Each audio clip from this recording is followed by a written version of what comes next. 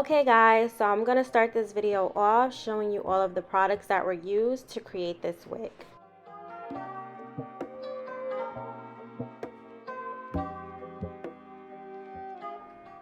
Here I'm just pouring a pot of boiling hot water inside the bucket. The hair that I'm using today is from WhiteLabel, and I got these in 226 inches, 124, and the frontal is actually 20 inches if I'm correct. So I also use from Kiss their Tintation in the color Jet Black, and I'm just pouring that right into the bucket, and I'm going to go ahead and stir that right on up so we have an even consistency. Now when doing the watercolor method, I normally just boil my water so I have it nice and hot, which you guys don't have to do, but I do highly recommend it because I feel like you get the best results when your water is hot.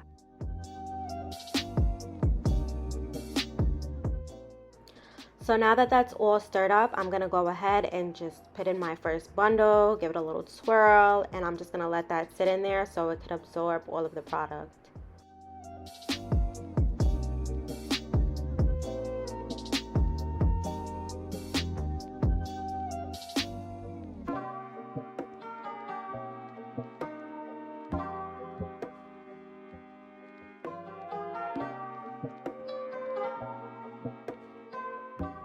So while those bundles are sitting in that bucket, I'm going to go ahead and start to work on my frontal.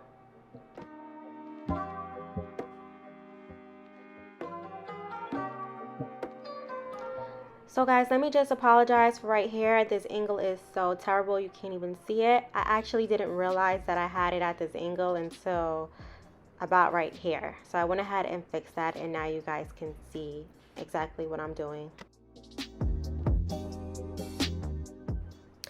So I'm going to go ahead and just manually add this dye to my frontal. The reason why I didn't dump my frontal inside the bucket is because I actually ordered me a transparent frontal, and I did not want to ruin it by just dumping it into the bucket with all of that black dye. You don't want to do that because that is the #1 way to just ruin your lace, and it will be tinted. So you don't want to just drop it into the bucket. So I just went ahead and manually just went through it with my brush and applied it that way.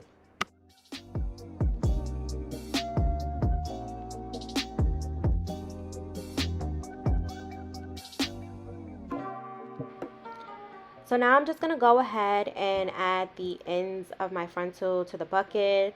I'm just going to save time and do it this way. I'm not dumping the whole thing in, but I am going to get those tips inside the bucket.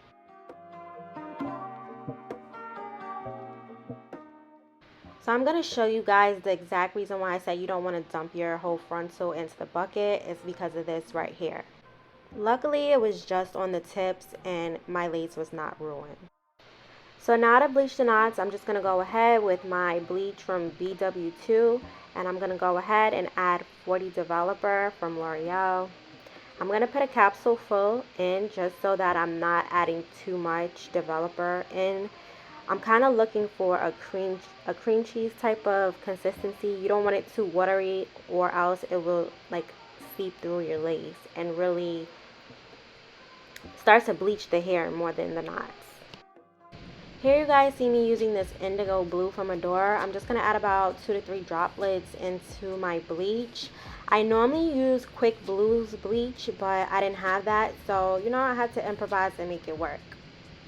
The reason why I do this is because I feel like the white bleach kind of gives my lace frontal this brassy type of look, and I do not like that look, so I went ahead and added me a few drops of that. Now when you're applying this, you want to take your time. You want to do it nice and light. You can actually just think of it as if you're applying butter to toast. And just take your time because you don't want this to seep through your lace. So I let this sit on this aluminum for about 20-25 minutes, and then I went ahead and washed it out. I used my purple shampoo as well when I washed it out.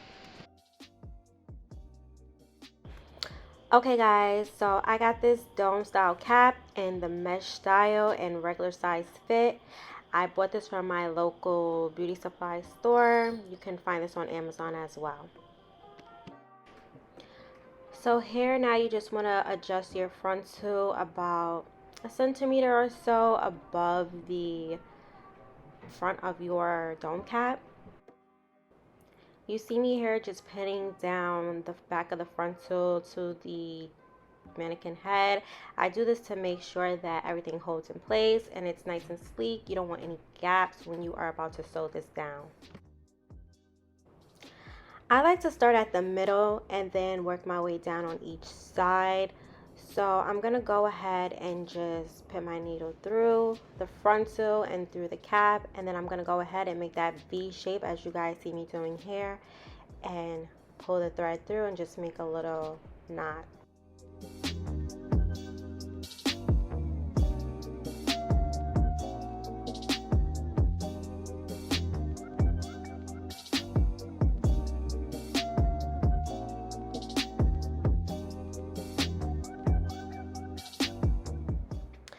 So now I'm just going to go ahead and continue sewing from the top of the frontal through the net, and I'm just going to work my way on down. I'm going to put the needle through the middle of the thread, if that kind of makes sense. I'm going to show you guys a little more clearer. Right here you can see that I went through the middle, and I'm just going to keep that pattern up as I continue to sew down the frontal.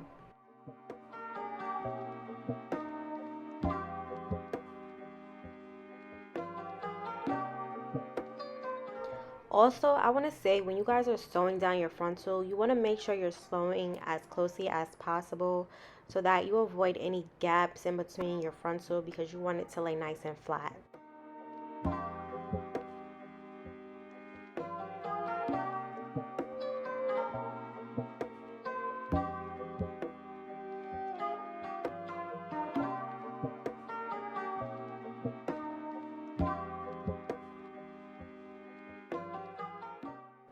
Okay, so now we're getting close to that little black elastic part right there, and I just want to make a point about this. So you don't want to sew on top of that, because that gives your wig the stretch that it needs. So you're going to see that I'm very close to it, but I'm not putting my needle and thread through that. And I'm just going to go ahead and make a knot, and then I'm going to go on the other side of that and sew.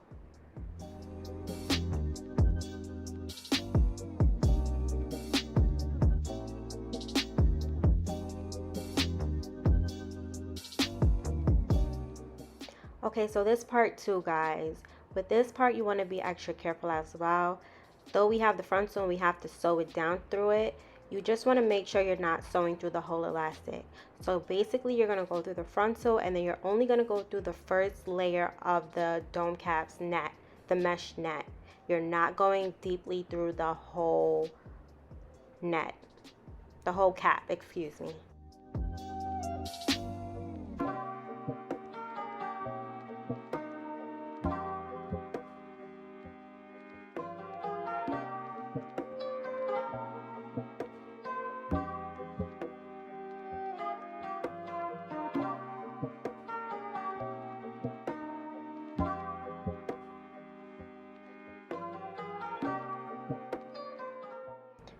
Okay, so now we're at the end of it. We're just going to go ahead and make a knot at this last part. So you're going to see me wrap it around the needle about 3 or 4 times, and there you have it. You have your knot. I just went ahead and finished the other side off camera, but look at that, guys. No gap, nice and smooth. That's what you want. Now it's time to add in my bundle. So I'm going to go ahead and put my 26 inches, the longest bundle I have, at the bottom. And I'm just going to go ahead and pin that up. I like to pin it up so that it holds my tracks right into place. And then I'm going to go ahead and start sewing. As you can see here, I have my track lined up with the back of the frontal, and I'm just going to go ahead and connect it by sewing it down together.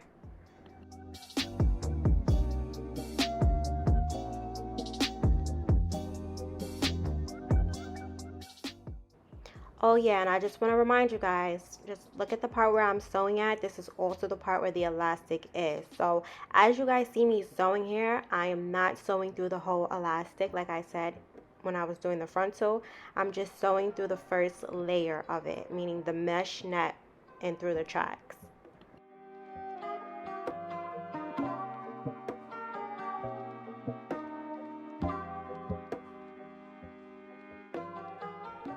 Now when I'm sewing my tracks in, I don't actually go through the actual weft of the track. Like I go underneath it and just sew like that. But towards the ends and certain spots of my track, I do actually go through the weft.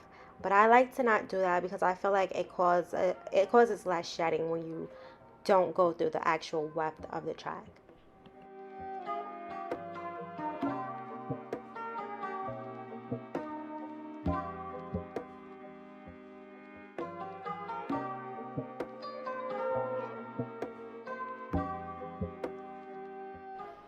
Now here you can see a little more clearly. I'm not cutting my tracks, I'm actually folding them. So I'm gonna get as close as towards the end of the track, towards the frontal, and I'm gonna sew that down, and then I'm gonna flip it over, and I'm gonna put one of my T-pins there to just hold it down into place, and I'm gonna sew so I have it to lay extra flat and you don't feel that bumpiness from like the folding of the track.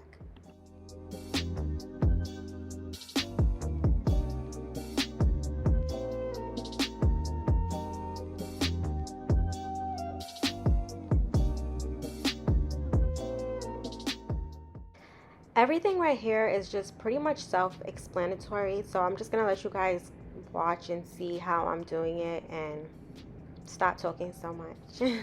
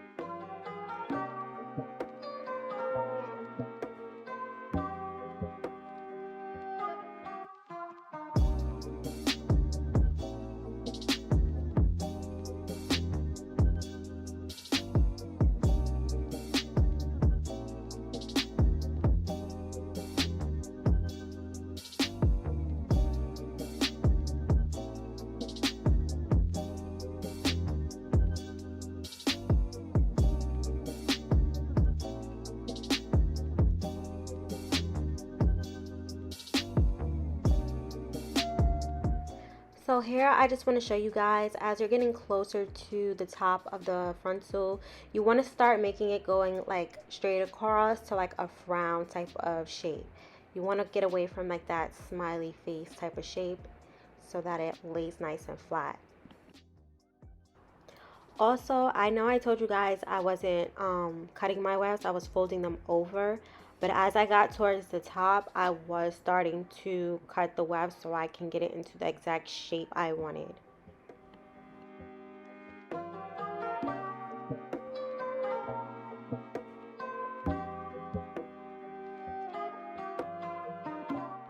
Okay, so now that we're done with the whole construction of the wig, I'm just going to go ahead and flat iron it.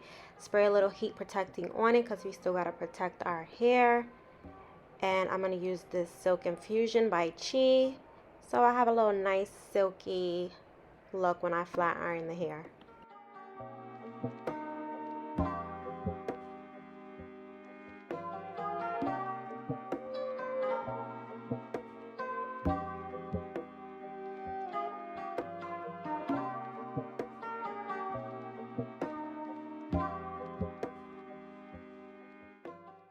Now, if y'all watched my last video, y'all know I used this flat iron in that same video, and this flat iron is the bomb, okay? Like, this really gets the hair nice and silky and straight, and I'm using this on about 430 because this hair is pretty good with heat, so I don't want to put it too high.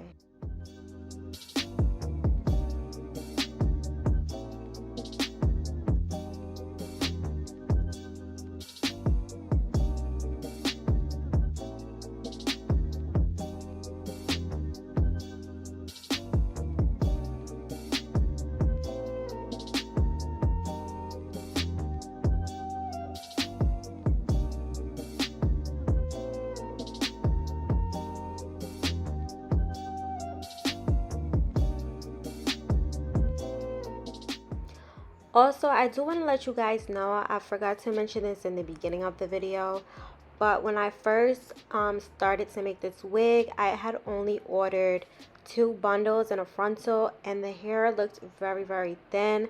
So I suggest you guys ordering 3 bundles in a frontal. So I ended up ordering another 26 inches, and you guys will see that in the finished look.